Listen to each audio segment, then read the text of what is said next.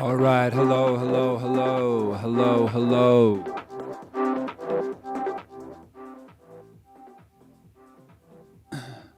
Check 1, 2. Hey now, how we feeling out there? We are live streaming.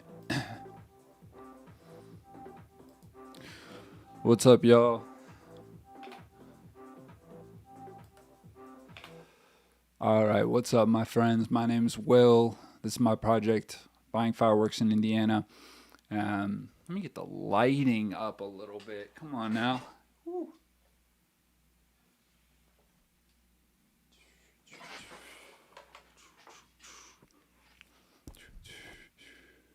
Looking pretty red. I just took a shower. Wanted to be nice and clean for this stream, you know what I'm saying?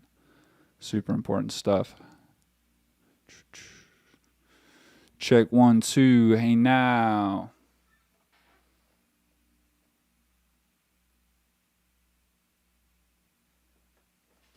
All right, so my friends, thank you for being here. It's Wednesday night. We're going to be working on some indie UK garage music. I never know how I'm supposed to say that. If I'm supposed to say garage, even though I would never park a car in the garage. I'm from America. I'm from Ohio, but I love British people and the music they make. So how am I supposed to pronounce it? I'm not sure. But we're doing something a little unconventional, I suppose. We are putting guitar on this. This is a track that has been entirely worked out on live streams thus far, which has been super cool. And on the last stream, I was running Serum out through Chroma Console and Tascam for like all kinds of crazy effects, saturation, some EQing, and then another gain stage of saturation on the Tascam preamps, sounding awesome. And also in just jamming out on the Chroma Console settings, I was able to create a sample that I have since like built the entire track around. So I'm really excited about this track. It's feeling good, and it's super cool. It's super rewarding to have been doing it entirely on the stream thus far. Like it's cool to look back and edit the footage. Like everything I just said about the Chroma Console being used on Serum, I made a video. I've chopped down a video out of that stream, and that'll be coming out tomorrow. It's a super cool, just sort of creative walkthrough of getting your software synths onto some outboard gear and making them sound cool and crazy and textured and vibey. But what I do above all things is play the guitar. And that's a huge part of my music production is guitar playing, particularly with Buying Fireworks in Indiana. One of the main things that I am striving to do with this project is create a sweet spot for the guitar in dance music that I haven't really heard yet for myself, if that makes any sense. I've never been super crazy about the way that guitar music, I've never been super crazy about the ways guitar tends to be used in electronic music. I don't want to, paint with too broad a brush there, but just speaking off like, the sort of the electronic music guitar stylings that I've heard most often, it usually sounds like a dance music producer is like just stoked to see a guitar in the studio and wants to plug it in and riff out some very simple, boring, reverby thing. And that's cool. No shade on any of that music, I guess. I just I love the guitar and I want to accomplish something more with it and dance music. I think that there's with post-processing in the box and bussing and stuff, there's so much cool stuff you can do to the guitar to play with it relative to synths to really make it just a special ingredient in electronic music. and that's what I'm trying to do. Sorry for the pop, but you know I gotta crack that LaCroix. Now fizzing on the live stream, baby. So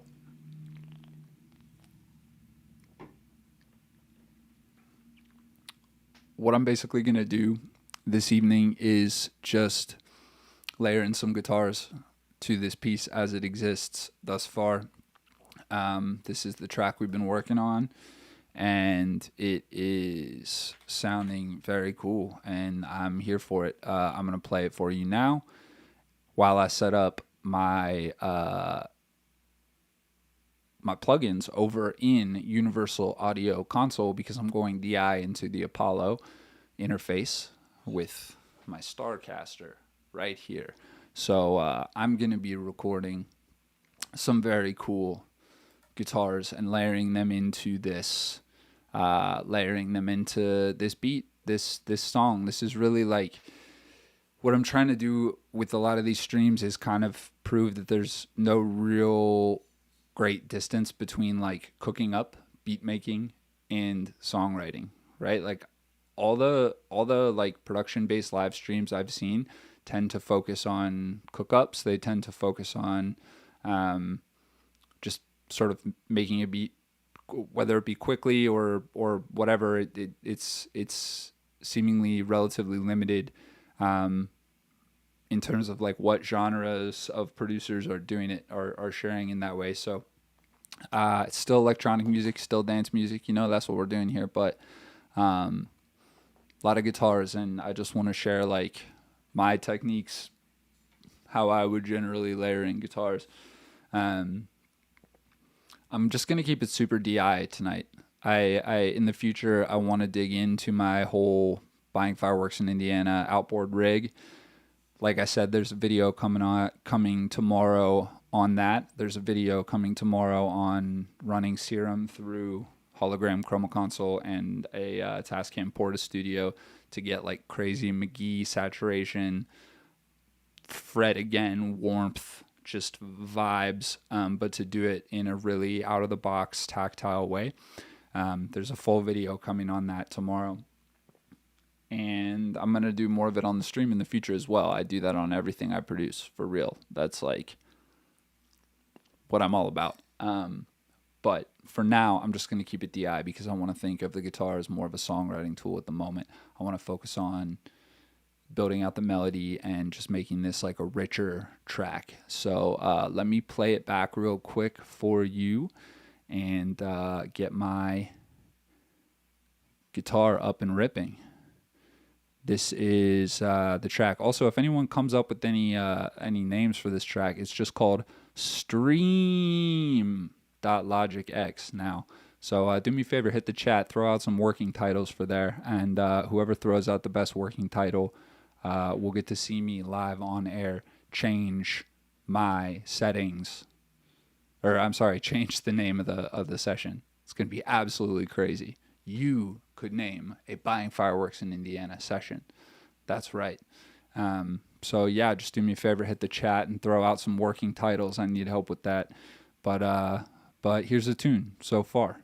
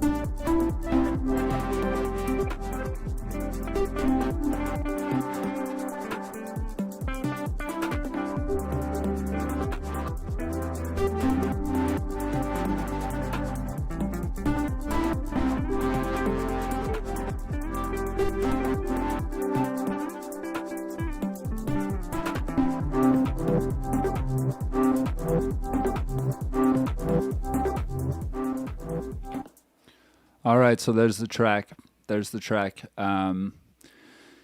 Nice and swung, that UKG feel. It's at 133, which is kind of my UKG sweet spot. And like I said, I'm just cruising in with a super, super boring DI guitar tone because I really don't want to get lost in the sauce thinking about tone. I just want to think about writing parts that I can work into the larger arrangement. And because I do so much outboard processing, like with the Chroma console and the Tascam, it doesn't always, if I come up with a part that's super tactile and I really want to dig in and get that saturation and make it feel super, super, super just tactile and organic, if that's the whole point, then yeah, I absolutely will focus on recording the take as perfectly as I can. But I find that kind of a cool way to work with guitar within the confines of electronic music, and a way that I'm really enjoying working on guitar because it's so different than the ways I've worked on guitar on records, like with Cara Cara or Steady Hands or W.C. Lindsay or whatever. That's always been so sort of classic studio guitar recording, you know what I mean? Using some crazy amp that the studio has.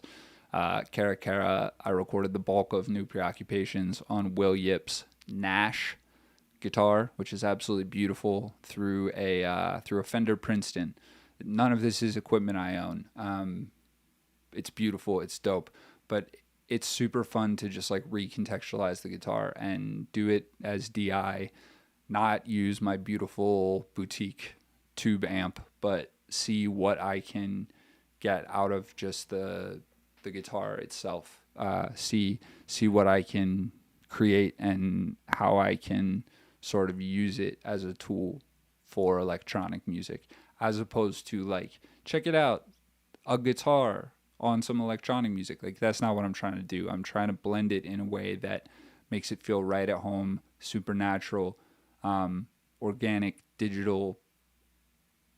I don't know if this makes sense to anybody, but I want this music to feel like you're on a beautiful jungle safari, but you're experiencing it through the pixelated kind of false three-dimensionality of a Windows 95 user interface.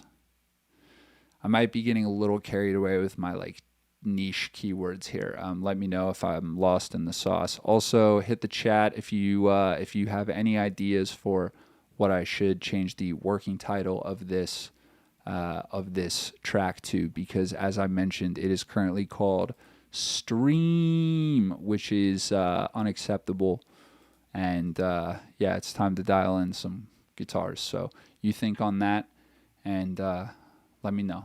Hope you're doing well. Stoked to see y'all. I'm Will. This is Buying Fireworks in Indiana. Let's record some improvised guitar. I'm just going to do a bunch of takes and just sort of feel it out. I'm looking for melodies. I'm also just messing with my tone knob on the guitar and the sort of limited controls that I'm applying to the DI signal. Don't know if I'm getting too in the weeds with the technical stuff here. It's interesting. It's always a process figuring out how to talk about this stuff. Another way to say that would be I'm not going to make the guitar sound super cool yet because I want to focus on playing, and then after I know what I want to play, I'll worry about what it's going to sound like. You know what I'm saying? Seems pretty straightforward, but I think to some guitarists that can feel a bit counterintuitive as an approach because it's not tone first. I don't think about guitar as a tone first instrument. I think of it as a melodic and a harmonic instrument, and tonality is secondary to the musical information that's there. That's always going to be true for me as a songwriter. So let's figure out melody and harmony before we start worrying about texture. You know what I'm saying?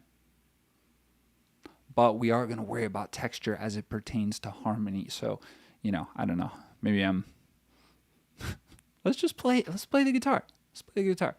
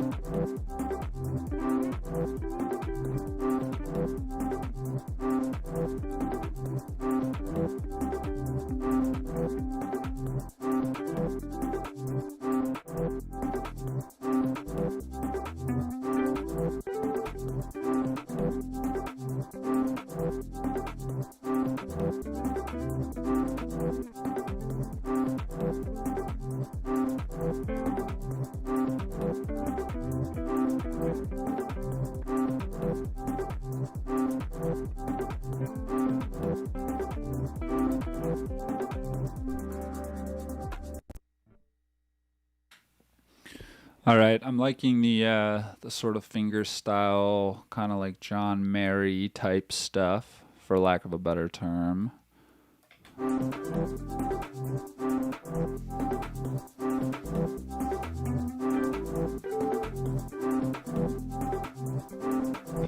That's coming in there way too hot.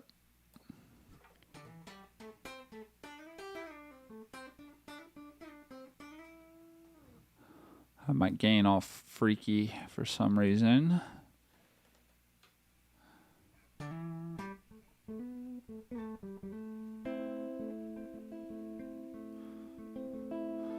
right, I'm going to focus on just one section at a time here. I would like to kind of figure out what I want to do guitar-wise for this main sort of part, this main sort of motif, the one that is built around that main sample. So that section is right here.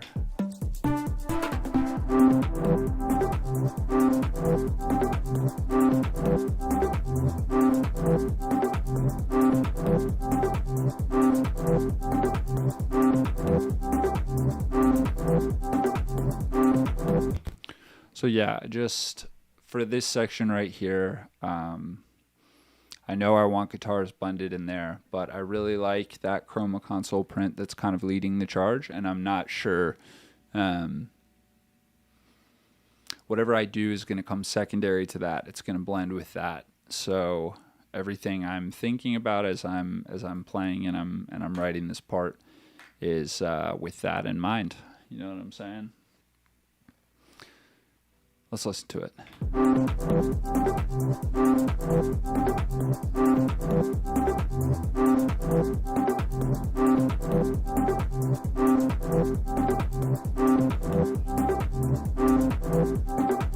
Really love that.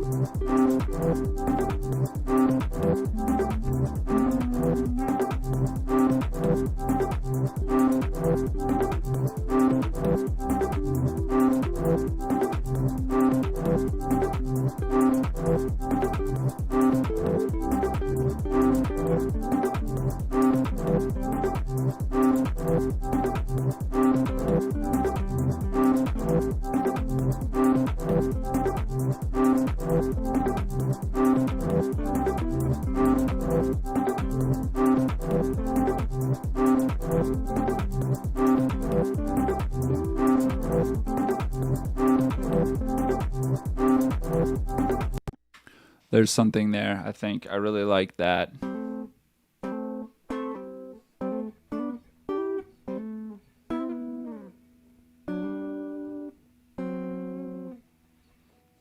Wish I... My Strat is in Philly. It's going to be back here soon. It's going to be back here very soon. But my Strat, I wish I had my Strat right now. But you can't always have the Strat. That's just the way it goes, you know?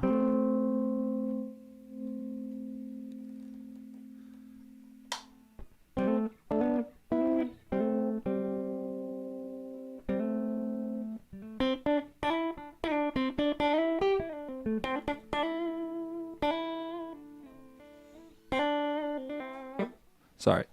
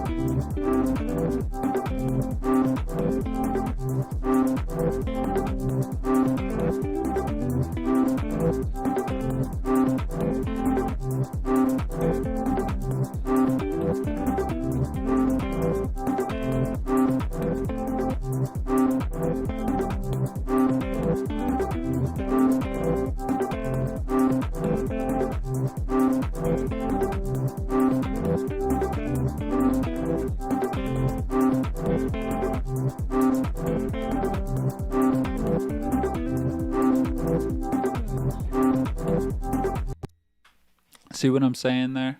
I like that. I really like that. That sort of.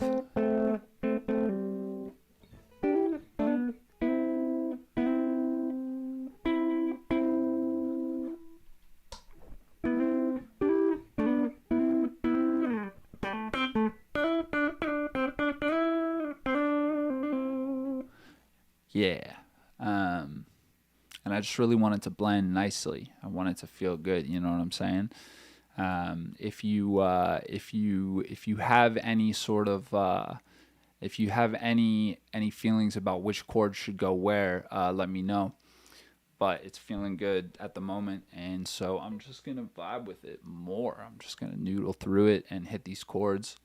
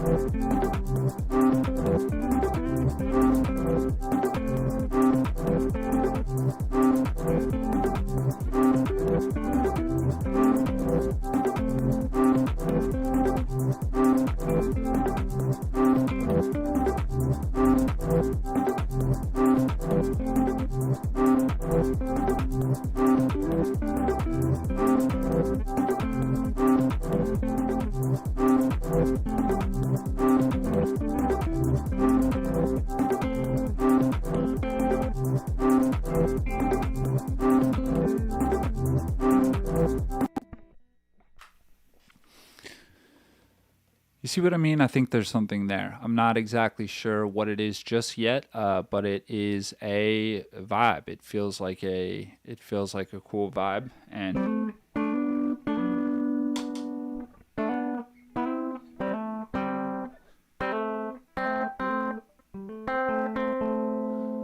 let me try and make this sound a little bit cooler. So I like the middle position.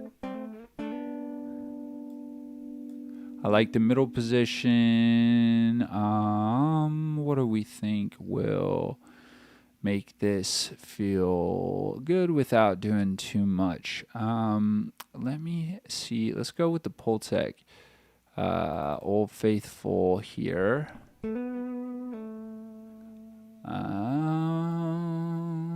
I want this. I want the bass to kind of speak here. You know what I'm saying? I don't want to lose my low mids. So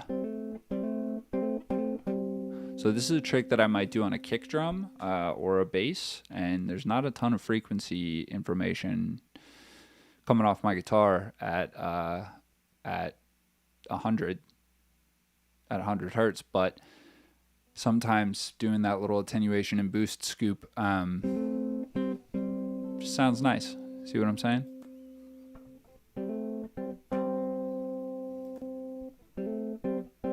Just gives it a little more of a roundness without making it too beefy in the low mids, if that makes any sense. Now let me get a little extra sizzle. I really want to.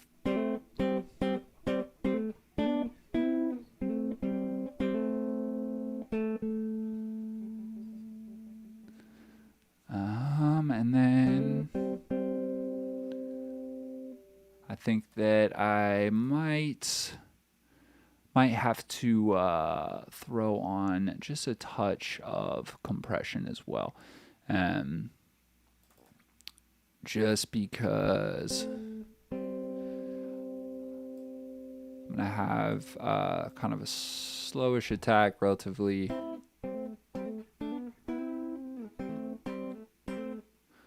I don't want to lose that initial kind of action. I want the attack to be pretty quick, so I want to let that transient through, but I want to get all the pitched information as well. You know what I mean? Coming with the DI signal, I don't want it to just be too much finger noise. Like I want the compressor to grab pretty quick and hold for a second to make sure I get that.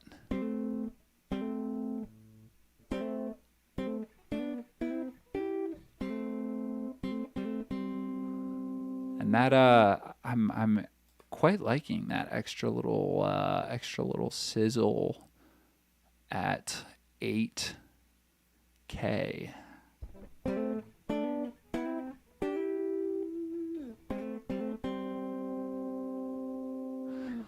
This guitar is in bad need of a setup too, to be honest.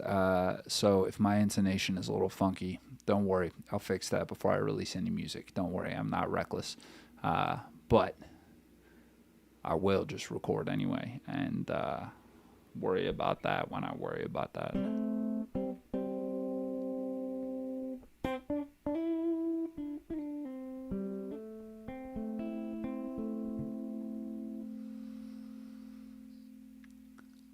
I'm going to play through, I'm going to kind of mute some layers here so that I'm going to mute some layers so that we can just hear a little more specifically what's going on. I really want to hear this relative to the bass and relative to this chroma console print. So the chroma console print that we're basing basically the whole song around is this.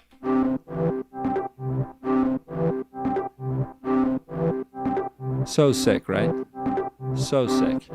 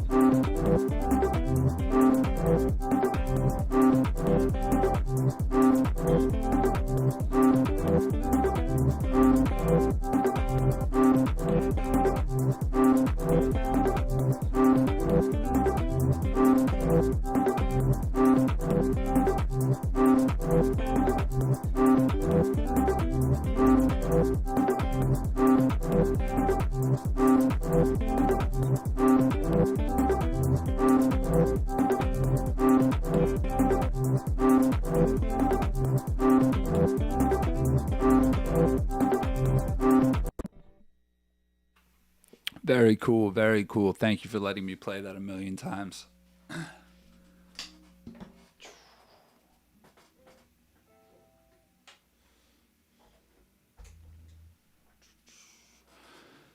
Very cool.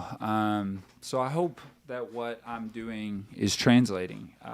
Hope you're picking up what I'm putting down. I feel like I just want to kind of accentuate, enunciate, and fill out the chordal information. You know what I'm saying? So let's see what we got here, and do a quick comp, put something together.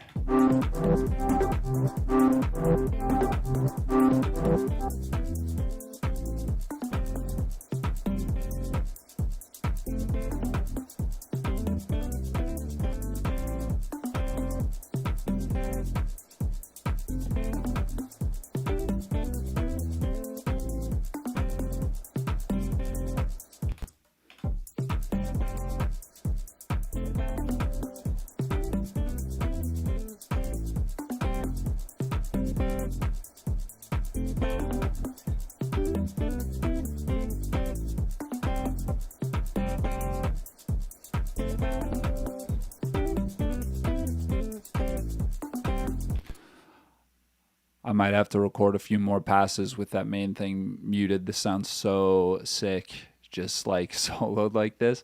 And also I can tell that I want to let a little more transient through, just looking at the just looking at it. Just looking at the waveforms, I want to boost my lows a little less. I want to boost my highs a touch more, and I want to roll back the attack to let a touch more of that transient through. I also, I just want to record without that main sample playing, because I hadn't played it with only these elements, and like, it's a groove instantly. Very stoked on that.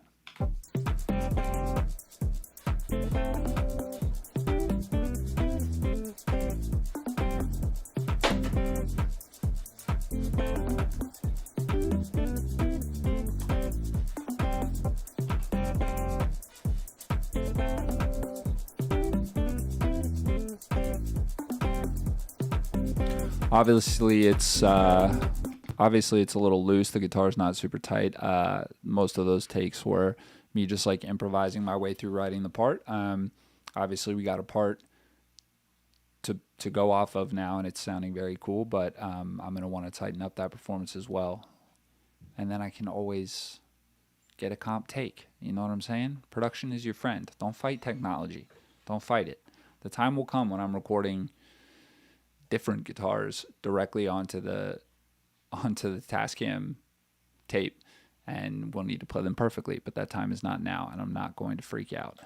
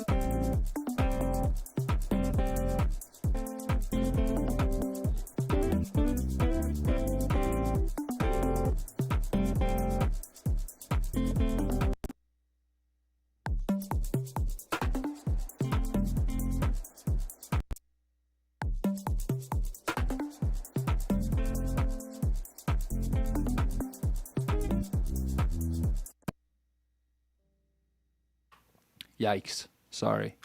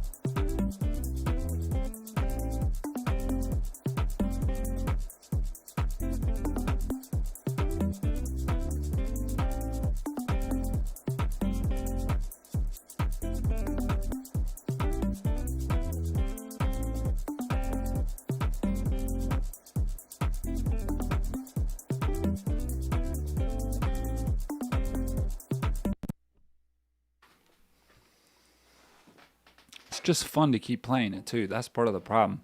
It's like when you're loop recording like this, I don't know about you, but sometimes I like write a part that's super fun to play, and then I keep playing it and I keep jamming on it, and next thing I know, I have done.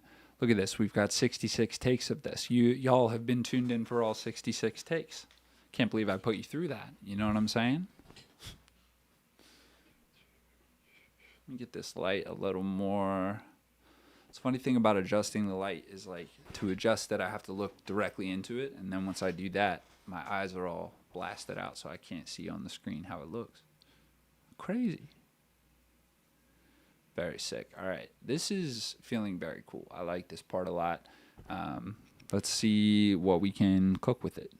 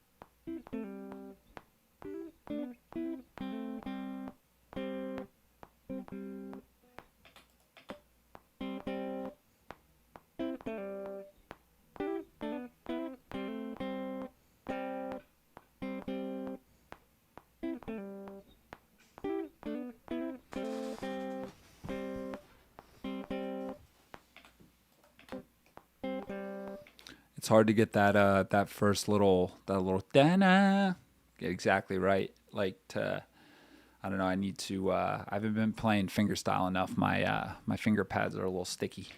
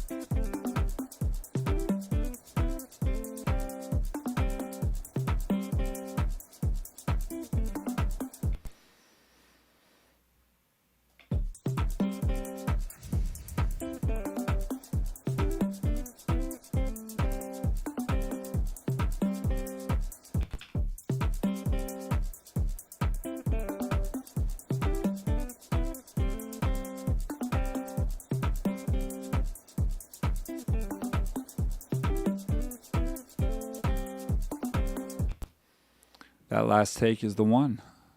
66 takes, all for nothing.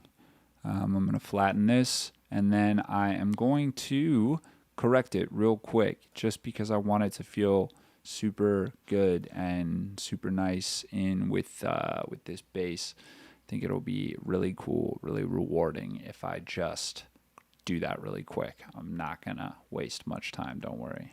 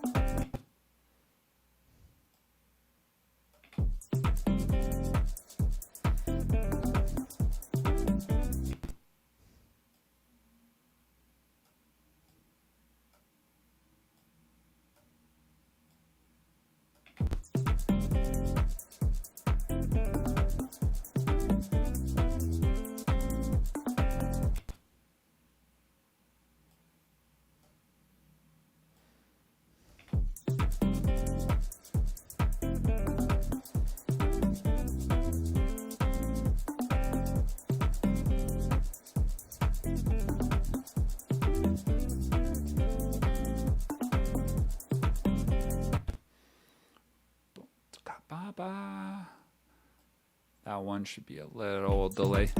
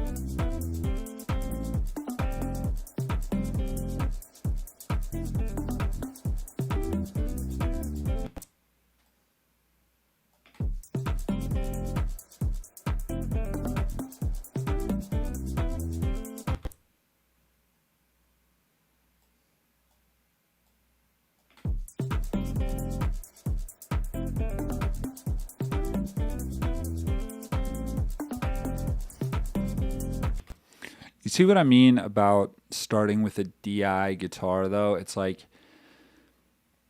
this part is very tactile, and it has a nice sort of hammer on, hammer off with that goes with the chord movement nicely. And like if I were to just rip straight into the chroma console and get sick tones and crazy effects right off the jump, like I might not come up with such a simple part that just helps and beefs it up and makes it seem cool. Not makes it seem cool, makes it cool.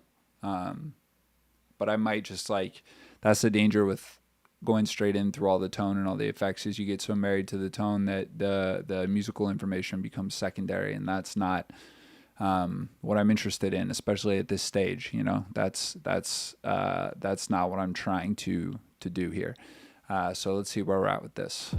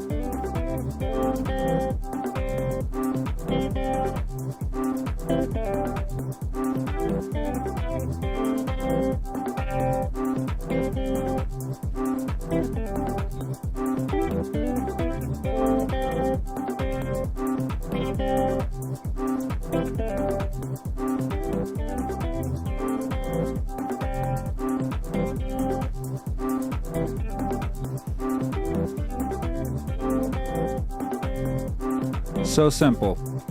See, that's the thing. That's what is what I've really discovered over the years. For me personally, is like if I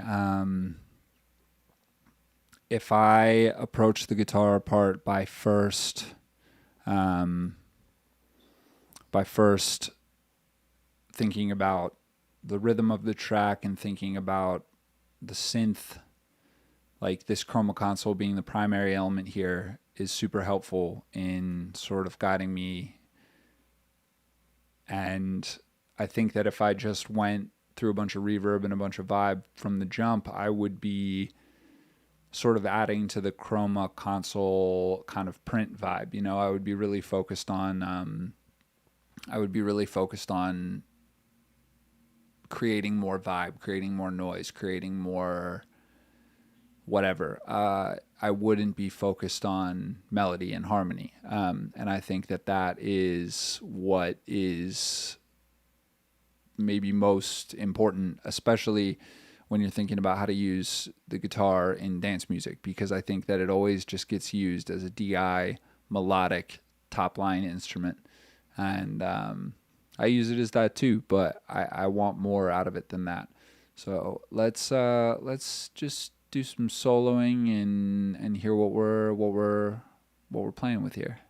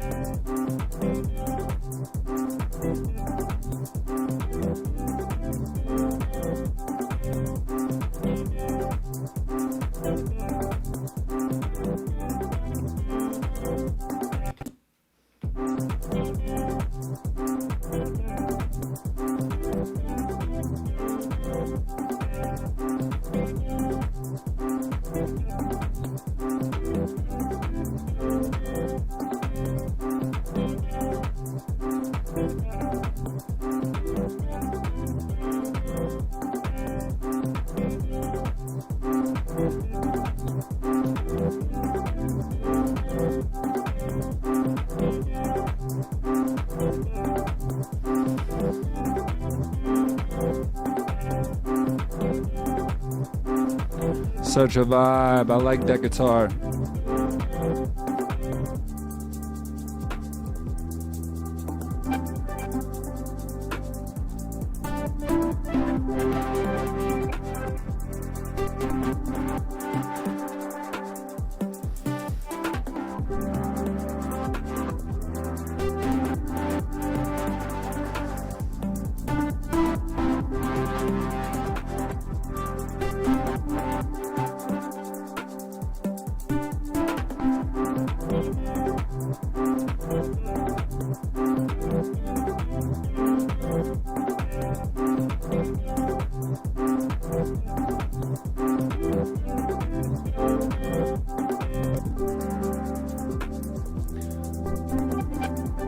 I think I want it to be more muted. I want to lose some of that top end. I just really want to like lose it in the sauce, but like not.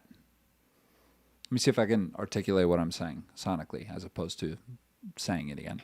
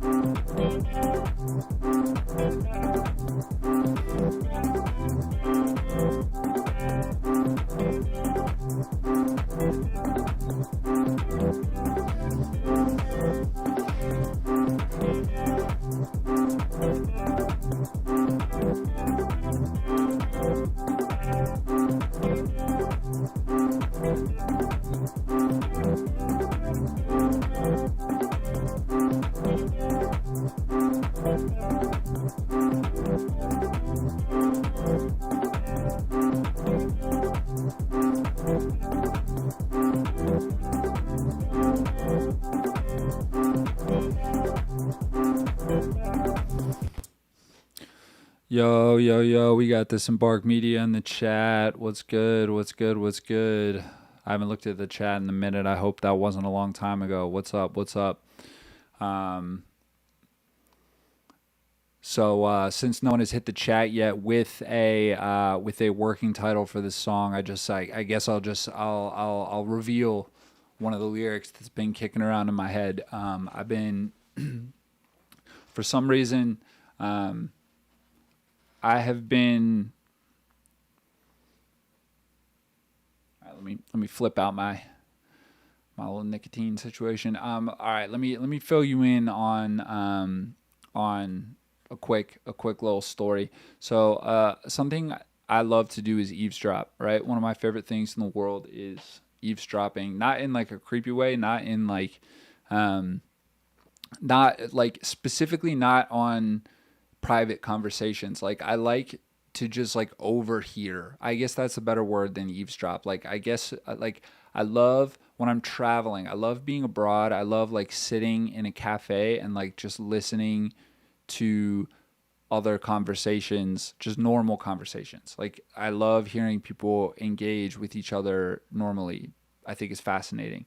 And I like the idea of like conversations I'm not in. And so that's kind of what I've been kind of using as a working title for this, just in my walking the dog and just thinking about in my walking the dog and just randomly thinking about like what this song is going to be and listening to the demo. I've been thinking a lot about conversations I don't belong in.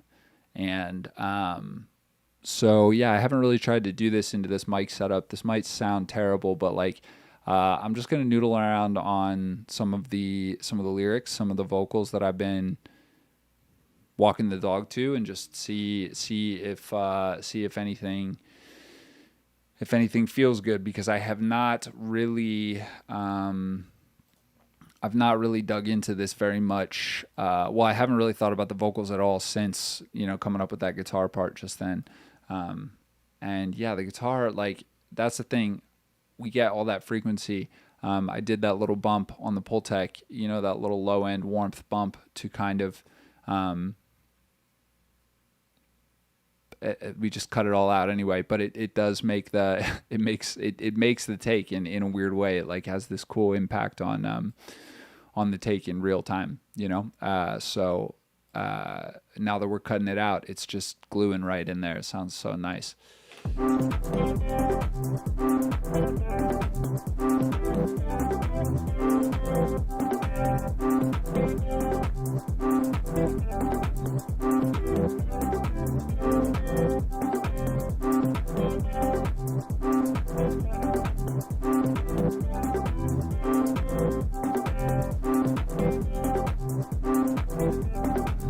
I'm gonna definitely have to double that one as well. You guys don't need to hang around for the doubling of a guitar part, don't worry.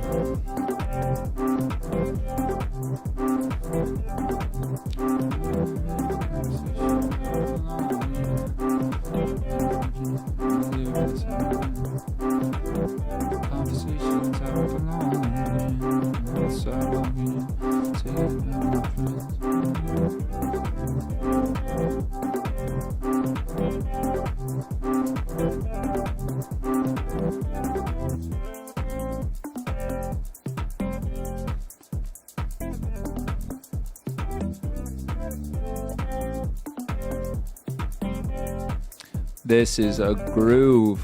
I wasn't envisioning the song grooving in this way, but it is, so we're gonna have to deal with that.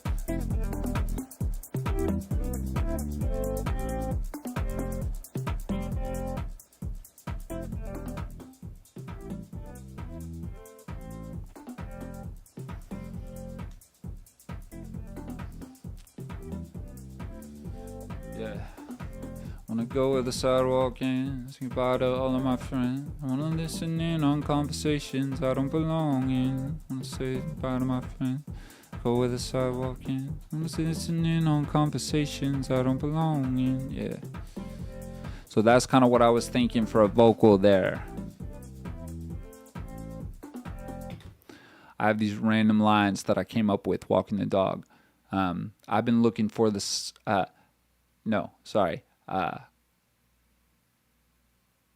Like something like I was looking where the sidewalk ends. Shout out Shel Silverstein, low key. I was looking where this sidewalk ends. Say goodbye to all of my friends. Wanna listen in on conversations I don't belong in. That's what I'm trying to do. What do you think of that vocal? Is that cool? Y'all relate to that? Conversations you don't belong in?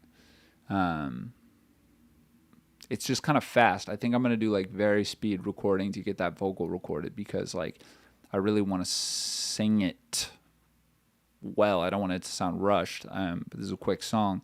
And I think it'd be cool if it sounded like sampley and choppy and vibey. So I'm thinking some little altar boy on this, maybe drop it an octave, whatever. It's going to be a vibe.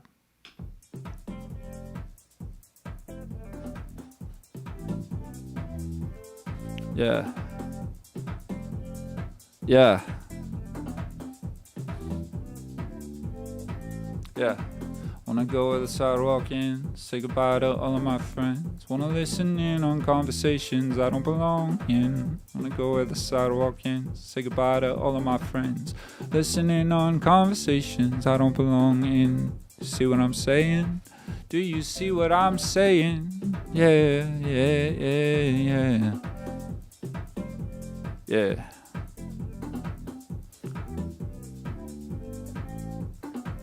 Wanna go where the sidewalk ends, say goodbye to all of my friends. Wanna listen in on conversations I don't belong in. Wanna know just how this ends. Wanna listen in on conversations I don't belong in. And where the sidewalk ends, some stick of the politics. Wanna listen in on conversations I don't understand. Wanna hear them in different language. Wanna listen in on conversations I don't belong in. Yeah. Yeah. See what I'm saying? Wanna go where the sidewalk ends and goodbye to all of my friends. Wanna listen in on conversations I don't belong in. Wanna lay goodbye to a friend. Wanna go where the sidewalk ends. Wanna listen in on conversations I don't belong in. Yeah.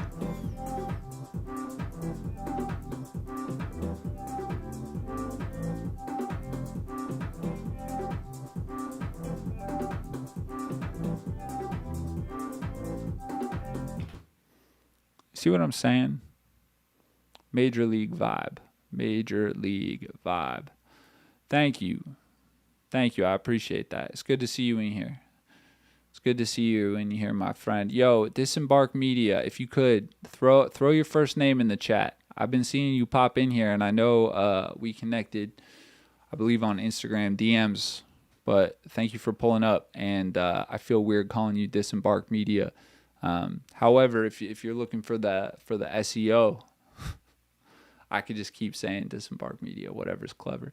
But yo, thank you for being here for real, and thank you for saying that. I appreciate that. It's interesting trying to sort of work on music in this streaming context because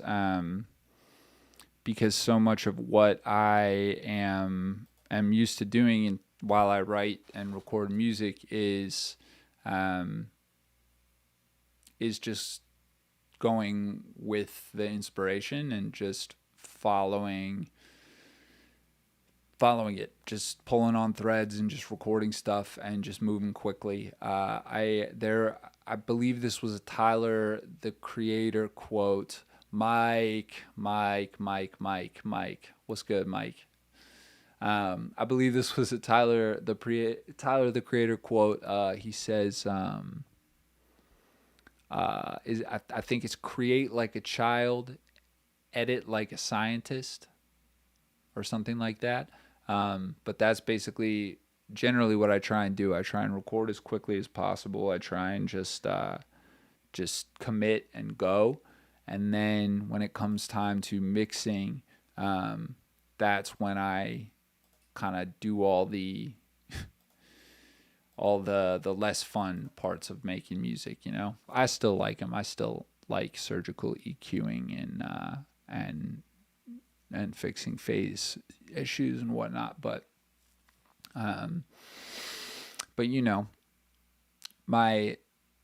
after just kind of scatting the vocal out into the mic, my instinct is telling me if it were just me here without the streaming stuff set up, I would just record vocals right away. But I know what the part is going to be, and I don't have the whole song mapped. So it's an interesting place to be at. I also am working with a lot of collaborators on this project, so maybe I'll look for somebody else to do these verses. But yeah, that I'm just really hung up on that vocal that I want to know where let's call it. Yeah, let's say I want to know where the sidewalk ends, say goodbye to all of my friends. I want to listen in on conversations I don't belong in. You know what I'm saying? But like, I'm trying to talk to y'all. I'm not trying to unplug the mic and plug it into the thing and record the thing. Also, you saw me just do 66 takes of guitar. I do takes of vocals. When Kara was in the studio doing New Preoccupations, I did all the vocals for that record over the course of, I think, 4 or 5 days. And Will Yip is intense. He got so many takes out of me. He got he just had me I was leaving there with my voice completely gone each day. But yeah, he taught me the beauty of repetition, and you obviously want to get that authenticity when you deliver it, but for me, I really need to feel at home in a vocal part before I get anywhere near authenticity. I'm used to writing a song and playing it live a bunch and touring and knowing what the song is before you take it to the studio. I'm used to having lived with it a lot, and when it's just me in here and I can loop endlessly and figure out ideas, I take advantage of all of the sort of digital amenities that are here for me, and I just record hundreds of takes. But I think that what is most important is that y'all get the idea. I think that I do want to I do want to find a I do want to find an opportunity to get on here doing vocals and figure out how to kind of, make that an opportunity for interaction. And it's not that I'm like, it's not that I'm at all embarrassed to sing or write lyrics or anything on the live stream. It's more, that is like a hyper focused time for me. Like, I'm not the best singer, I've had a ton of songs across a bunch of bands in which I've sung and I've delivered the performance that I wanted to deliver. Like, I can do everything that well, that's not true. I wish I could sing virtuosic female R&B parts. Kehlani's my favorite vocalist of all time. And I also wish that I could be reckless and cracky and voice cracky in the beautiful way that Paul Westerberg is. And I was never able to get that either. But I do have my own thing and I can do it. And I can do it 30 nights in a row on tour too. So I know I'm a pro, but in terms of pitch and articulation and stuff, getting it exactly how I want it, like, I can sing parts I know super on pitch, but getting vocal runs and all the cool stuff that I want to do, because this is crazy electronic music, it takes me 100 takes. I'm using very speed recording. I'm comping everything. I'm tuning a lot of stuff, mostly for aesthetic over I like the auto-tune warble, I like that phasey sort of super cutty, crazy vocal. That's just such a vibe. And yeah, that's what it's all about, really, just figuring out your own way to work with the technology and your own way to build what you want to build. You know what I'm saying? I'm really happy with this guitar we added in. I'm going to play with the tone a little more. And I'm going to be back on later this week. I'm going to be back on Friday working on this same song. And I think that we're going to do vocals on Friday. I'm going to figure out a way to set that up, make it engaging. And I'm probably going to record the very speed stuff ahead of time and get some stuff comped and treated in the way that I want it to be, so that I'm not just doing a million takes of vocals on screen while we're trying to chill. You know what I'm saying? That is not the vibe. That is absolutely not the vibe. But yeah, let's just listen back to this guitar, and then let's dial in a little bit of tone. Let's dial in just a touch of tone. You know what I'm saying?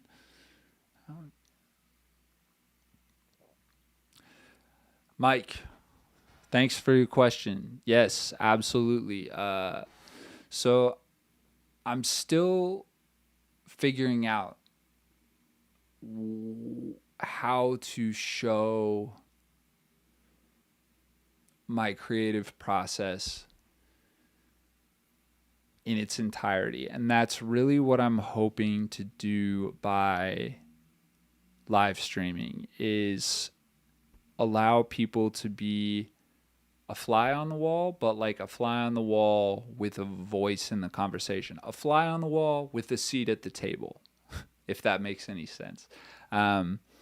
Because my production process has always been super different, and it's been super specific to the project. And to be honest with you, music production, I've been producing music for a very long time, but George from Cara Cara and I used to be in this band. It was a solo project turned band called W.C. Lindsay. It's electro pop, Poptimism, Passion Pit, Foster the People type vibes.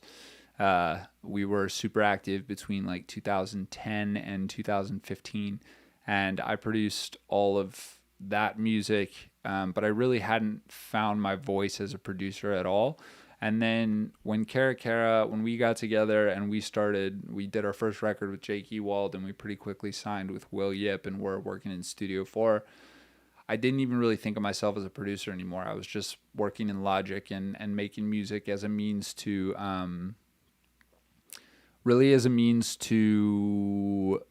get my songwriting ideas out, just to demo things, and to send them to George, Sean, Carlos, the guys in Cara Cara, to send my ideas to them. And a lot of the sort of time that Cara Cara has been a band too, like COVID has been happening. So we did a lot of writing and a lot of stuff in the pandemic, and I was living in California at the time, super far away from the boys. So that's the era in which I really got super into production and decided I wanted to start putting out my own productions as my own project. And that process is always evolving. It feels good to be showing it live stream. I think that the thing that I'm trying to figure out, and Mike, like if you have any feedback on this, I'd love to hear it. I'd love to chat on here, or maybe we could chat off of here. But like, if it were up to me, I would just turn this camera on. Like I've got no shame. I've got nothing to hide in here. So like I would just kind of turn this camera on and like do fly on the wall vibes and just like work on music constantly, because it's less that I'm self-conscious of showing my creative process, and it's less that I feel I have to compromise it to live stream. It's more like I genuinely enjoy producing music on the live stream too, and I'm not very experienced at that. So like what I've found so far is that I'm doing a different thing. It's not an inauthentic version of my production, but it is like I think a more entertaining version. But it's not like I'm in here being like, oh, like how like I'm being inauthentic. No, it's like this. Like I like live streaming. I like the energy. I like talking. I love that you asked a question in the chat and I saw it, and I'm speaking to the camera now instead of working on this guitar part. Like I like that interchange, and that's part of what can be so fun about being in the recording studio too with a bunch of people. Is like it's a real natural environment. People say funny stuff. Somebody's got a funny video to watch. Somebody's got a track to play through the board over the monitors, and it's so fun. It's so it's such a sort of unique environment to hang out in, but it can also be super creatively stimulating to just have like random kind of popcorn moments like that. And so yeah, that's kind of what I really am trying to do, is just figure out what version of live streaming is working for people who like my music and who like my project. You know, that's what I'm trying to find out, because like if people are super into the fly on the wall thing and they just want to see me work on Buying Fireworks in Indiana songs, then I'll run the camera all day long. I don't care. I'll work on the tunes. And I was thinking about maybe like doing some of that like more super fly on the wall stuff, possibly over on Twitch or I don't know, but one music production streamer I really, really like is Kaylin Ellis. I highly recommend tuning into Kaylin's streams. And Kaylin is basically like producing a TV show on the fly. It's so rad. He has like segments and he has like guests, and he's always doing like sample flip challenges. And none of that is what I'm trying to do as an artist, but also it's super fun and it's cool, and like I'm still working on music either way, and that's a good thing. So yeah, I would say that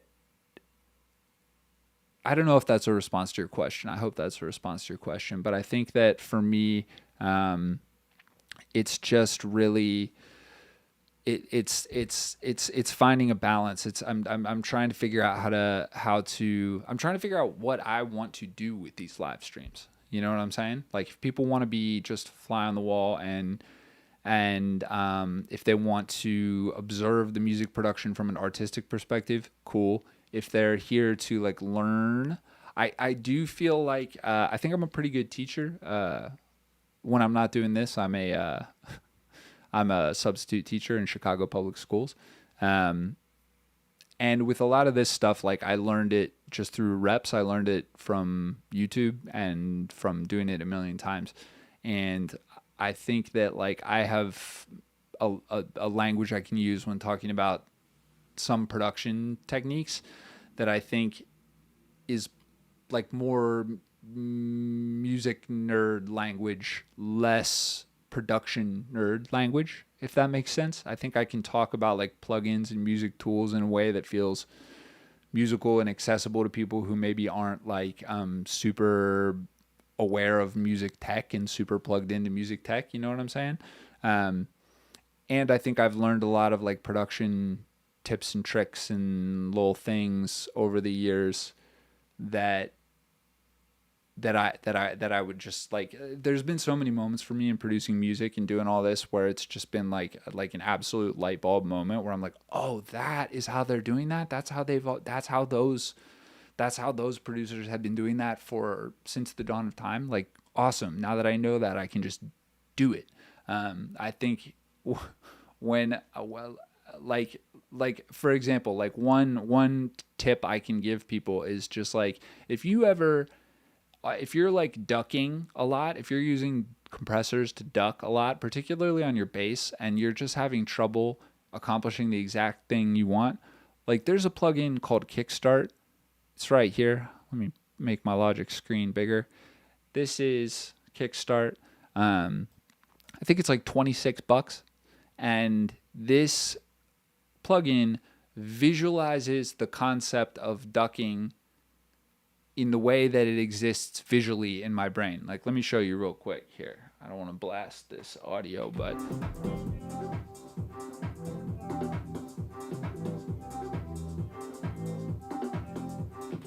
that visual happening on the screen right there. So if you don't know what I'm talking about, then I apologize for going long on this ducking plugin, but this is a plugin that is $26, solves a really specific hard problem. Not a hard problem for some producers. Some people get a super natural ducking sound, but like I love to duck my reverb buses and do crazy swelling and washing and have tons of control over it.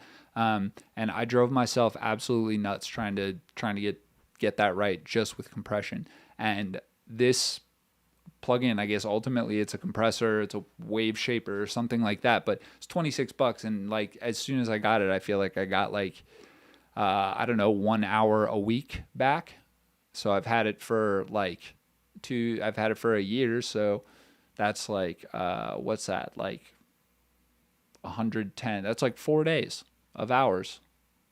And I don't know if that's a tip. I'm not going to make a YouTube tutorial on why Nicky Romero's Kickstart 2 is the best plugin for ducking, because I don't know anything other than I bought it and it worked and it's great and I like it. And when I look at it, it makes sense to me. And I don't know how to explain so much about music production, but I can talk through it, I can think through it, and I can show it in a way that I think, I don't know, people with certain type of brains maybe might have an easier time.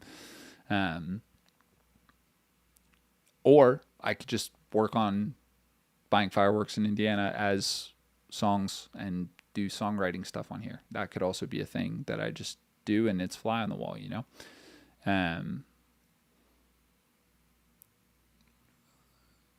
Yeah, Mike, I appreciate that. And I'm really like a lot of what I, a lot of what I really feel like I feel I stand to gain. A lot of what I feel I stand to gain from,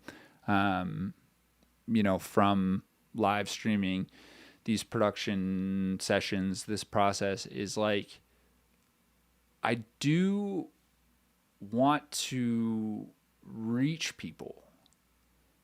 I've never made music for the, like, to try and get like famous or become a rock star or anything, but I've never really understood the way that some artists are like the I don't know. I feel like everybody knows like a friend or a band or somebody who's like made a record that you think is really incredible, and they just kind of dump it on Bandcamp and don't really do anything. And I don't know if it's like that I don't know if ambition is the right word, but I've seen what happens when like a song gets over 1 million plays. You know what I mean? I've seen I've been lucky enough to experience like people far away from me in different countries, in different states, different mindsets, totally different types of people in totally different contexts. I've been able to meet those people on the grounds that they connected with my music.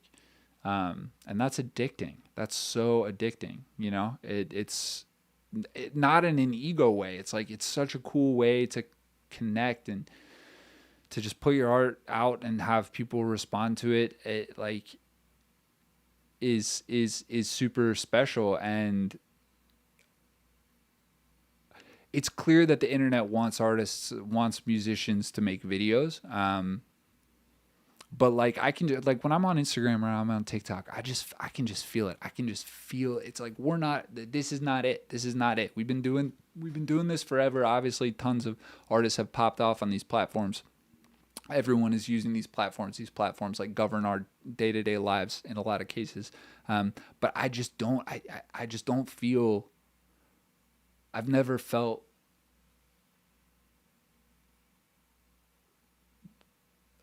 like it.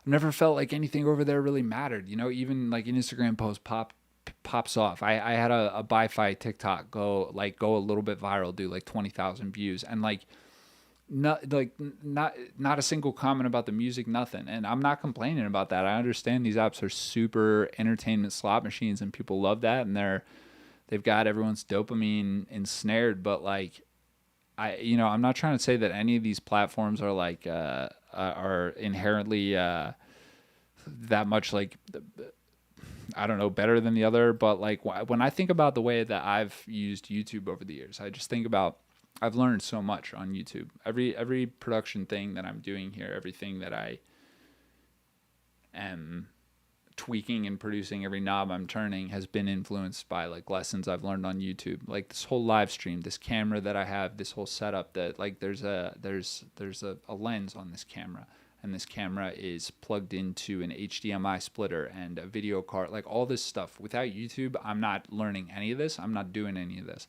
And there's just nothing in my life where that is true in like a similarly positive degree in reference to TikTok or Instagram. So all that to say, I love YouTube as a consumer, and it's where I encounter small artists the most. I can feel the algorithm serving me smaller artists. I discovered this artist really recently, this guy Ando San. Insane, like so rad, so niche. He's doing like basically like thumpy Polyphia-esque guitars, like Pliny, like almost like gent guitars, but it's like hip hop. It's like vibey, almost like trap music, and he like raps while playing 8-string thump gent guitar. Absolutely insane, unreal. And this is just some like artist that YouTube found for me. They knew I would like, and that rules. That's not happening to me on Instagram. Like, sure, I see like awesome stuff like on Instagram. I see cool artist content, but it's like, it's certainly not like an obscure niche artist like that. You know what I mean? When something's popping off on those apps, it's popping off on those apps. We all know what that means. So I'm just trying to lean into the platforms that are, in my opinion, like as much of a net positive as any of these platforms could be. You know what I'm saying? Like I think the jury's out on this whole internet music industry situation, you know, AI, blah, blah, blah, whatever. I'm just trying to find a way to actually engage with people, to not make super fake stuff that I don't care about, that I know has no even relative degree of permanence. Like the idea that these streams live on my channel and somebody might like watch them in a year and enjoy 5 minutes of them and learn one small thing or be influenced creatively in some small way. If I asked the chat, like, find me a really, really sick TikTok that you saw 2 years ago, like, think about how hard that would be. It would be next to impossible. like especially if it was not super viral, especially if it was like cool weird art. And like that's just not the case on YouTube. And I'm still figuring out if there's a place for this on Twitch as well, but really just figuring out what we can get out of streaming. And I don't mean like what I can get out of streaming. I mean like what we can get out of streaming. Like what people who find buying fireworks in Indiana, people who are here because of music production or because of like the specific music I'm writing or like the specific production tactics I'm employing or the specific thumbnail I made. Who cares how you got here? I'm psyched you're here. And yeah, it just feels like, you know, there's this dialogue on the internet. It's like, okay, like be authentic, but also do all this stuff. Like you like use all the like be authentic, but like only speak in hooks and like do all this stuff in the first like 10 seconds and like don't do the millennial pause and don't do the don't like chuggy skibbity. I don't know. You know what I'm saying? I can't. I can't find an authentic way to step into the language of these platforms that I'm not native to, and I would say I'm Instagram native, but against my will. It was just the app that mattered for a lot of years in my 20s, and I am not a TikTok native. I do not enjoy it very much. I mean, of course I enjoy it because it's like a dopamine slot machine, but like I don't like making things for TikTok. I will continue to, but like over here, like the first time I did a live stream myself, just solo, I didn't produce as much music as I thought I was going to because I ended up talking to some dude who was in North London, and he was just like recommending me like Amapiano records because I was like, oh, like I feel like I've only heard mainstream Amapiano stuff, and he was like, yo, let me put you on. And then this dude who lived in this small town in Germany by the German Alps tuned in and started chatting with that guy, and they were just chatting and I'm like, yo, I haven't seen this happen on TikTok. I haven't seen this happen on Instagram. It's not happened to me on TikTok or Instagram, and like it's just way cooler. And the camera's running while it's happening, and I'm working on actual music while it's happening. So after the fact, I have, instead of trying to like go back through my own creative experience and be like, how can I squeeze some behind the scenes out of this? How can I squeeze some content out of this? What's my content idea? Instead of that, I now have a camera running on the whole session because it's happening for the live stream, and that it just motivates me to do it, to plug in, to stay on, and just to have this room clean, ready to go, to have the lighting figured out. Still figuring that out. This could look a little better, but yeah, the video that's coming out tomorrow. I have a video coming out tomorrow that is really me like testing out the premise of all this, because what I really want to do is have like, I think an ideal situation would be like having like unstructured fly on the wall chatting and producing pretty frequently, like kind of just tuning in whenever I'm working on music. Not doing as much with like the segments and like the beat flip challenges or anything like that. Again, no shade to that. I'm down to do that. That stuff's super fun. But I think the most productive thing for me is to just like make the stream, fly on the wall, hang, make music, make it happen. And then that allows me to, after the fact, like go through those recordings and be like, yo, what's the juice here? Like, what is the content that people could really benefit from seeing, or what would benefit the song the most, or what do I want to highlight here? And yeah, this video coming out tomorrow is like a 17-minute deep dive into making Serum software synth sound like richer, more analog, bigger, more interesting by sending it out out into some outboard gear, sending it into the Chroma console from Hologram, sending it into the Tascam Porta Studio 414. And my goal with that was like, that's the signal chain I use for a lot of my synths to make them sound warmer, more analog, more real. The Tascam saturation, most recently employed by McGee to fantastic, nay, perfect effect. But yeah, I just worked on that song for a super long time, and was streaming the whole time. And afterwards I went through and I found that like the whole stream was fun. It was awesome. I feel like that it was a good hang with tons of value, but like I was able to squeeze 17 minutes of unbelievable, sick, cool, vibey stuff out of it. And I just chopped that into a little video because I think this is going to be a song. You know what I'm saying? Like, I just started this as a little stream project, but right away it feels like a song. And so like, why not just stream my way through this whole entire song? You know what I'm saying? Like, I'll just have all this content left. And yeah, that's super helpful. I don't know. It's like, it, for me, just taking that extra second to set up the camera, get the lighting right. I say extra second. It's not an extra second. It takes forever to get it right. And I needed to redo this room and make it really plug and play so I could just drop in. And I need a streaming schedule. I need that help with consistency. You know, I need to have my own self-set deadline, but I need to set those deadlines, and streaming gives me like minimally a weekly check-in to be like, yo, what are you doing? What are you working on? For real, what are you working on? Because people are going to watch you work on it. And that's dope.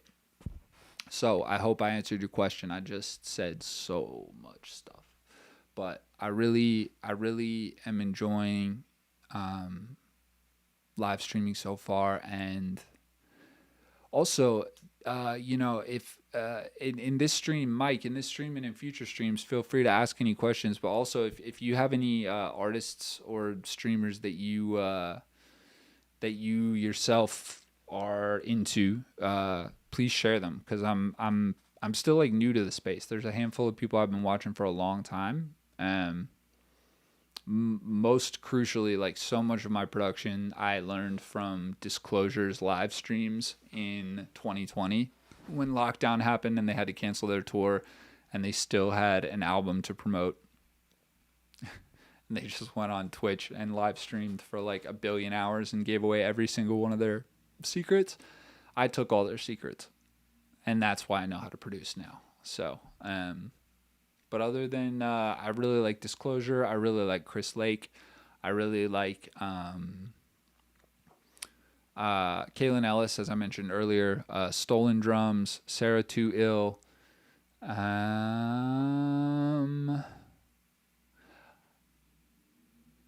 My friend Matt also sent me the artist RAC. Apparently has done a bunch of streaming and DJ sets on streaming and chats and stuff. And I really like RAC, particularly that one track with Kelly from Block Party. That track's like 10 years old. Let it go with your fire. I give it up. That song's awesome. Sick song. But I gotta tune into RAC's streams because I really like him and I want to see what he's doing. But yeah, if you know anybody streaming, put me on. I need to see what the people are out here doing. You know what I'm saying?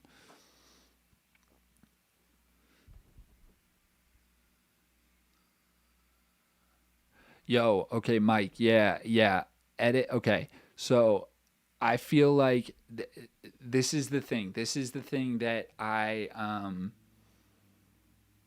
just the way you just phrased your response, the way that you just said, like, not sure how interesting or productive that would be. Like that's kind of like that's kind of been my hang up, is like, I have that degree of self-doubt where I'm like, okay, well, like, what I really want to do is just show people working on music, and people are saying like, okay, artists, be authentic, and I'm like, okay, the best way I could do that is to just turn the camera on and let you come hang. And I think that ultimately, like, what we have to realize is like, hopefully the algorithms are ultimately on our side as creatives, and what you're describing, like an edit with me type live stream, I feel like is such a niche thing, and that's why it's hard to kind of imagine. Like I'm not sure how old you are, Mike, but like I'm 34, and like I was raised in the late 90s, early 2000s. Like when I was in like the messaging I got was like, go broad, right? Go as broad as possible, be as appealing to as many as possible. Whether that was like, yo, you're in high school, do a bunch of clubs, do a bunch of sports if you can, like whatever. Just make yourself as broad as possible. Right now, from 2025, I'm looking back on those lessons and thinking like, maybe that wasn't the best way to go. But also, computer scientists are graduating with a higher unemployment rate than art history degree holders right now. I read that in an article the other day. So, you know, who knows? But I think what's important to remember is that like an edit with me live stream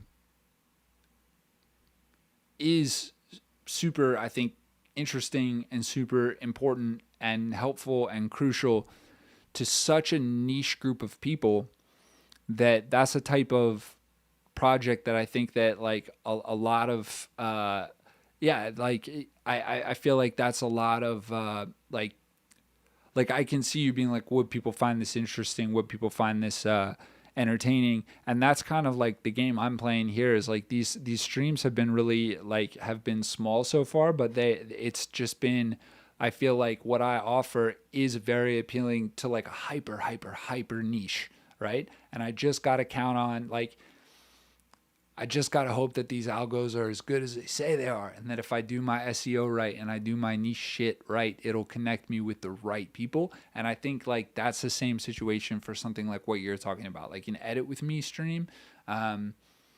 One live streamer that I really like, he's a music production guy, but I highly recommend you check out some of his past live streams on YouTube.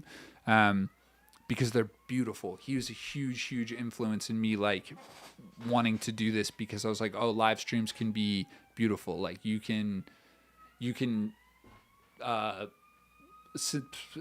I'm way out of my depth here. I just learned all this stuff, but like since I know your video production, like he's the guy who I saw his stream and I was like, oh, like live streams don't have to have that like action camera, web camera look to them.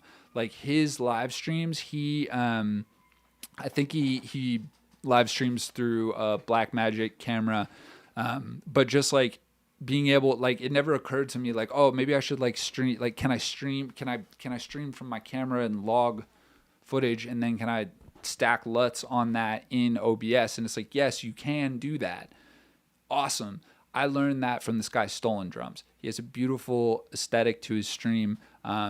Incredible taste. Like he just does like DJ sets on there sometimes. He makes like beat flips with like an MPC. He seems like a really cool dude. I just want to like hang with him. But he has like one of his streams that I have watched. I'm not sure if this is publicly available because I'm like behind his paywall. I'm like a big super fan, but he has entire like hour and a half long stream recordings that you can access that are kind of what you're describing. They're like edit with me. And because he is he's coming at it from like a musician's perspective. Like he's very clearly a very skilled video editor and like knows what's up, but like he's speaking about it in a way that like I was like, oh, I understand what you're saying. I'm like I can, you know, because like I am a person who's been geeking out on camera and film stuff for the last year in a desperate scramble to try and learn how to do this and how to make my project work on YouTube, because I believe in YouTube more than Instagram or TikTok.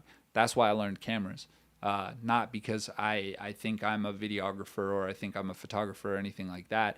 And if you can do that, if you can find a way to like speak a language that is helpful to like some group, I just think that I think that like whatever the content of your stream is, like if there is like an educational angle on it from any perspective, right? Like not even you teaching, but more so like just like are people like, do you edit in a way? I guess this could be a question to consider. And this is something I've been considering a lot and I've been trying to figure out as I have been streaming myself. Like, do you edit in a way that someone can look at? Do you edit your footage in a way? Do you work on your projects in a way that someone can observe and sort of get the idea from?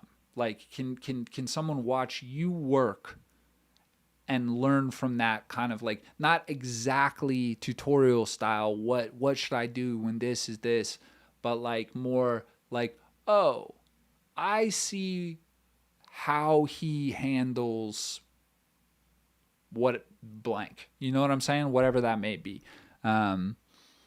Like, what was it? Stolen Drums. Stolen Drums is the name. No vowels. STLNDRMS. No spaces. Absolutely awesome. And there's tons of beautiful stuff on this side of the paywall. I just think all the specific like color grading DaVinci stuff that I went looking for, that's behind the paywall. But yeah, I just think that like based off my experience live streaming thus far, I think it's something that like it seems to me to be something that every creative should look into. If you'll allow me to go a little tiny bit deep and dark on this for just a second. So one thing as a musician, I feel uniquely. Let me just go full. I'm just gonna talk to. I'm just talking right now. I don't need that logic there anymore. That's the thing, right? So I think that as a musician, I feel uniquely, I feel ready for the AI era. Not that I'm not, not that it's going to be like easy or not that it's going to be good for art or good for artists. I don't think it will be at all. But Napster showed up on the scene when I was 9 years old. There has never been a moment of my life pursuing music where I expected any kind of massive financial return. That's never been a motivator for me. And I just feel for a lot of folks going into the AI era, because I feel like tech has always had it out for the arts. But now it's coming for so many more jobs. It's coming for so many more people. And I think people, if you're not an artist, if you're not a creative who's gone through like a tech garbage disposal before, I think people think that people are gonna care. You know what I mean? Like as programmable jobs get programmed away, I think that your laymen, your civilians out there who maybe aren't artists and aren't used to having their work demonetized at every possible opportunity. I think that those people are going to be shocked when no one cares that their field has evaporated overnight. As an artist, I feel prepared mentally. But also, I feel like I just understand that it's inevitable. It's not a matter of like if, it's a matter of when. And I'm not trying to be apocalyptic here. I'm not trying to talk about like some Westworld iRobot situation. I'm more saying like, I think anyone who isn't getting out ahead of rethinking their position within whatever the economics of the moment are at any given time, like anybody who's not getting ahead of that and really considering like, okay, how am I going to do the thing I do? Because there's no way to know how much of it is going to be available for me to get compensated for. Like you're never going to, like people are always going to make music, but people are always going to edit videos. People are always, but I think increasingly the thing that we got to double down on is our perspective. I think that already against my will, TuneCore is training. I don't distribute through TuneCore anymore for this reason, but they have some of my old releases, and I have music that has done well. I have a couple songs with over 1 million streams that I know for a fact are already being used to train AI models. Not that I think that the AI models are getting a lot from my songs. I mean, obviously, like they're training them on The Weeknd and Taylor Swift first, but the one thing that I can really protect is my perspective, and even when AI can replicate a Buying Fireworks in Indiana song exactly as if there were demand for that. Even when it can replicate it exactly, it will never be able to fully embody my perspective. It'll never be able to fully occupy my humanity, not to get too cerebral here. But, I think as a video editor, I think finding a way for you to employ your personality, your perspective, your disposition, your unique self, and the version of that you bring to video editing, the version of that you bring to your work, I think that is the best way you can future-proof your operation. And the only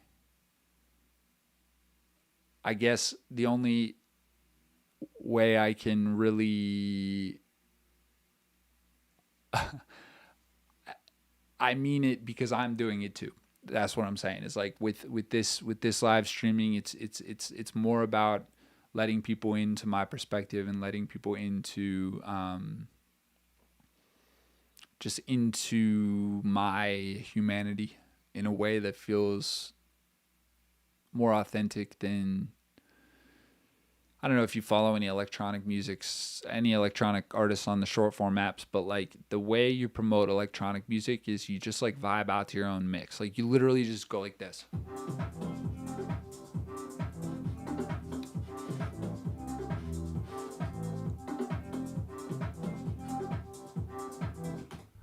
You act like surprised by your own drop. Like I hate it. I hate it so much, and it's so dumb. And also, I'm not trying to be Paul Westerberg and the Replacements getting all bent out of shape about their record label asking them to make a music video and then them missing the entire MTV generation. I'm not trying to be that either. I am very pro tech. I'm very pro like what platforms are the kids using, where are the people getting their music. I'm all about that. Like I don't want to exist in Bandcamp cassette tape obscurity for all of my artistic life. But also I'm just not going to, there's a lot of the bullshit that I'm just not going to do. So I really think that I'm just hoping that live streaming becomes a way, and it already feels like a way, it's just more a matter of if it works to promote the music. Like it's working to grow the YouTube channel. It's working to get music done. I feel it's been very productive for me artistically so far, and it's been very inspiring, and it's been very exciting. But we'll just have to see if it also grows the music, or I'll just become like a music production live streamer. The music will still get released because that's what I love and care about most. But like, if people would rather watch me work on it than listen to it, I don't get it. That's not my vibe, but like, sure, because I like, I'm just trying to do it. You know what I'm saying?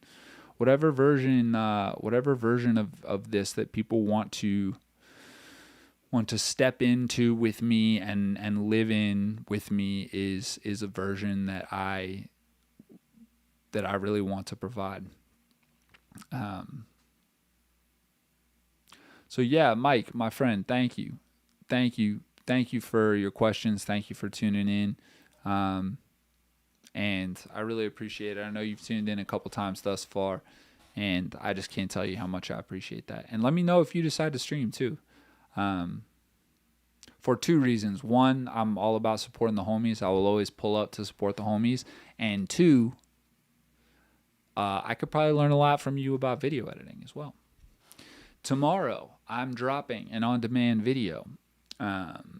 Like I said, it's recap footage from a stream last week, but it's edited, it's colored even more, and it is just like really, I think, edited into a much more like it's edited into a way that it's like it's not so much like it's less hanging around for the vibe and more tutorial-esque. It's like a kind of a creative, vibey tutorial sort of thingy situation, and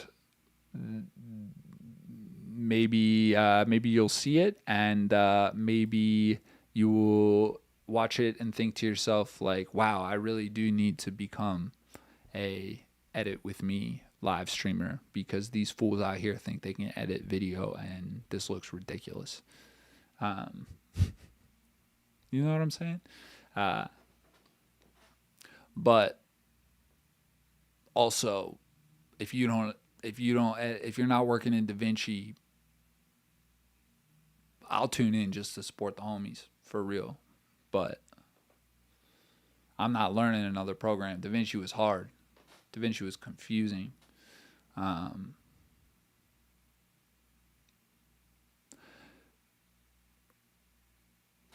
Mike, random. I'm just gonna throw this out there. Something I've been thinking about a lot. I just want to bounce this idea to you, just in case you're still in here, just in case you're still listening.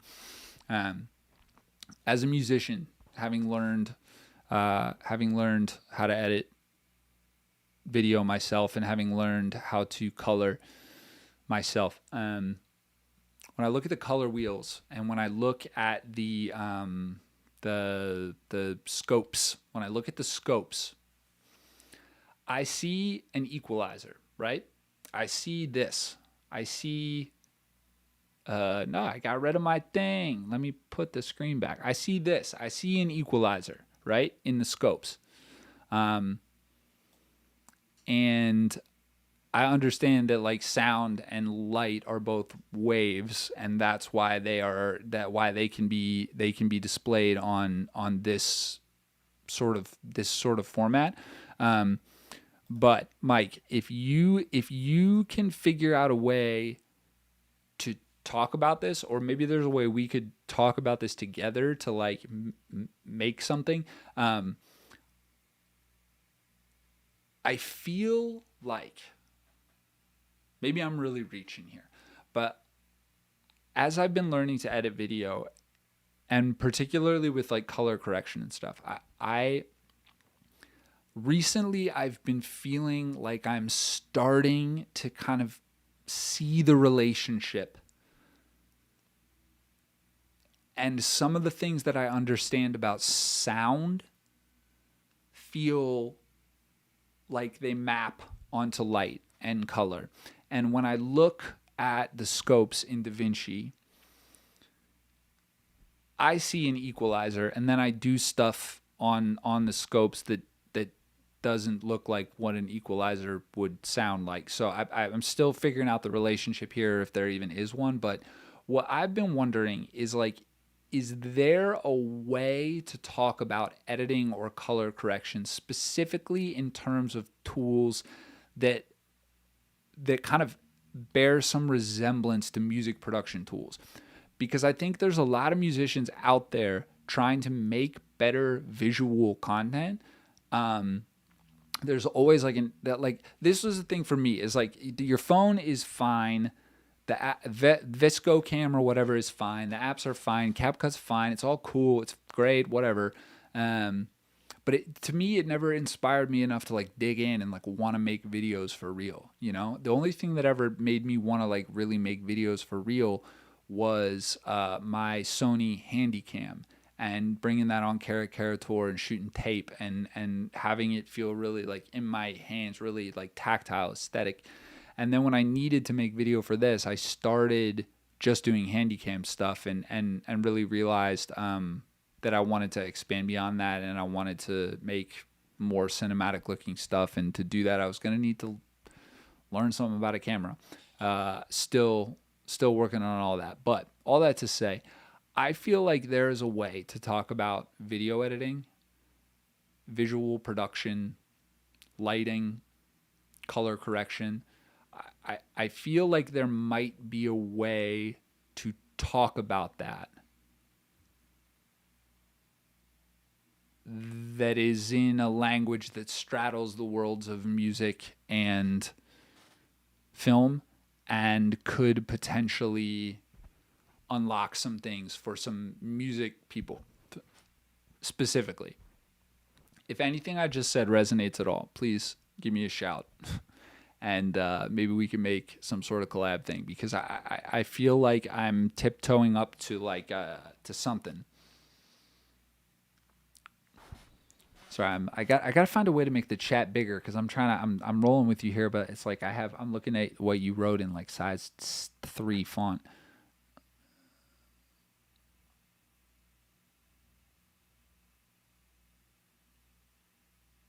Yeah. You're talking about it like more of a proper video editor though, like, because that's how I think about like all that stuff I was saying earlier about DI guitar, getting the DI tone, getting that guitar just right, getting it dialed in, but not adding any extra sauce, any extra spice, so you have this beautiful like raw, clean, just like nice DI take.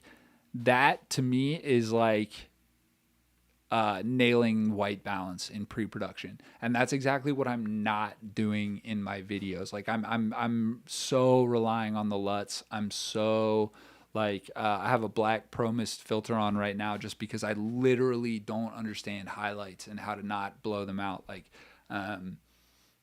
I just like go for it, and then I'm just like, oh, like, thank God for all these temperature knobs after the fact, because I don't know what white balance is, but we're learning. So yeah, so just think on that for a minute. No rush on that. You know, that's something that that I've been thinking about for a while, and that I might be looking for an avenue to talk about at some point. I think that I think that so many musicians like could be having more fun making visual content, and they could be making better visual content. And like the thing that is standing in their way is like $500 on Facebook Marketplace and 6 hours slamming their head into YouTube and learning some stuff. Because like DaVinci's free. There's no excuse, you know? But yeah, I know a lot of musicians. I know a lot of musicians touring. I know, you know, a handful of my friends have climbed a lot higher than I have, and like no one's like loving making the short form content. No one's loving it. I know that. You know, I'm not here to complain about it. Like, I'm not trying to be one of these artists who's like, oh, I don't want to make a TikTok. Like, if I felt I had a language to speak over there, I would be speaking it every day. But I don't feel I have a voice in that conversation. I don't feel I need a seat at that table. So we're live streaming over here in the hopes that can boost the song just as much. You know what I'm saying? Mike, thank you. I appreciate this. This was a great little detour. I think that yeah, this is one of those things that like so I'm never going to get on YouTube and talk about filmmaking, right? Like that is absolutely not something that I'm going to do, because I am not equipped to do that. I should not be advising anyone on filmmaking. However, I think that I do think I could speak to musicians about filmmaking in a way that they might be able to like understand, and then I could point them towards the resources that have like helped me so much. So maybe there's something there. Maybe we could make a little vid together. Maybe we could have you on as a guest to the stream. Who knows? I think a lot of musicians have a vision for the visuals they want to make. They don't know how to make them themselves. They can't afford to pay the right people the amount they deserve to make them for them. And then a lot of stuff doesn't get made. And I think that's a bummer. I know for a fact that I've been in projects where stuff hasn't gotten done, hasn't gotten made, ideas haven't been executed on because we just didn't have the resources to make it happen. And it's just so like we got to take advantage of the tech before it takes advantage of us, you know. Like use ChatGPT to teach you how to make music videos before it ruins music and videos. You know what I'm saying? If you've always wanted to learn how to make a music video, learn it now, because it's never been easier. And who knows how long we'll have to make stuff. You know what I'm saying? Mike, thank you so much for being here. And yeah, thanks to everyone who tuned in. This was crazy. We had I believe this was the I believe this one had the largest number of folks tuning in throughout. But Mike, you've been my ride or die here, so I appreciate it. And I'm just gonna play the tune a little bit to kind of cruise out of here. I will be back on here live streaming on Friday. I'm not exactly sure what time. Tomorrow I am dropping a video.